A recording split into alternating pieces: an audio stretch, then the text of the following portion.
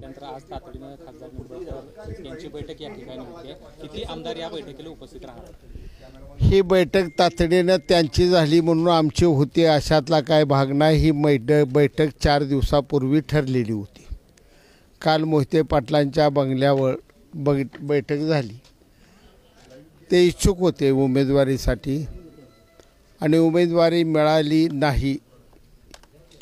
त्यानंतर ते पक्षश्रेष्ठीकर अजून काय त्यांच्यासाठी वेगळी मागणी करू शकतात, त्यासाठी ते एकत्र बसले असतील। आजच्या बैठकीला माढा लोकसभेतील किती आमदार उपस्थित राहतील? आजच्या बैठकीला माढा लोकसभा मतदारसंघातील 4 आमदार उपस्थित राहतील। नाराजीचं कारण काय माहिती आहे? काय नाराजीचं कारण असेल? पाडा अशा घोषणा पण देण्यात आल्या। नाराजी उमेदवारी एखादी जाहीर झाल्यानंतर इच्छुक गट असतो तो नाराज होतच असतो, पण हळूहळू ही नाराजी संपत असते आणि सर्वजण मिळून कामाला लागतात। शरद पवार डाव साधतील का ह्याच्यामध्ये? ही जी नाराजी आहे शरद पवारांना डाव साधायला संधी मिळते का?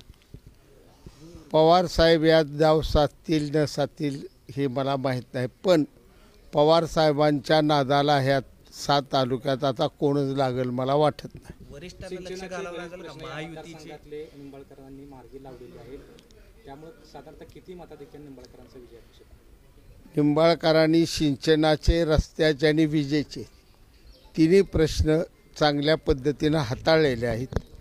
त्यांच्यावर तरुण वर्ग हा आकर्षित आहे आणि त्यामुळं निंबाळकर यावेळी 2 लाखाच्या वरून निवडून येतील। गिरीश महाजन आले होते काल, त्यांनी पण सांगितले की नाराजी परवडणार नाही। राजकारण आहे, वाटाघाटी चालत राहणार आहेत। मोहिते पाटील सध्या आता उमेदवारी मिळाली नाही, नाराज आहेत। त्यांचं काय म्हणणं आहे ऐकून घेणार, त्यांना अजूनही काय वेगळं संधी देता येते ह्याची चर्चा होऊ शकते, तशी झाली बी असेल। बापू निंबाळकरांच्या नावांना विरोध होता तरी देखील त्यांना दुसऱ्यांदा उमेदवारी दिली।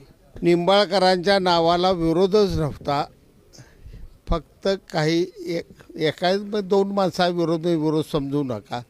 ही भारतीय जनता पार्टी आहे, त्यांनी संपूर्ण 6 तालुक्याचा सर्वे केलेला आहे आणि त्या सर्वेनुसार आणि कामानुसार मेरिटनुसार निंबाळकरांना उमेदवारी मिळालेली असावी असं मला वाटतं। आमची शिवसेना त्यांच्या पाठीशी। निंबाळकरांना विरोध करणं मोहिते पाटलांना परवडेल का भविष्यात? हे परवडेल न परवडेल असं आपण बोलून चालणार नाही, परंतु मोहिते पाटील आता भाजपची शिस्त राखतील असा मला आशावाद आहे। ओके,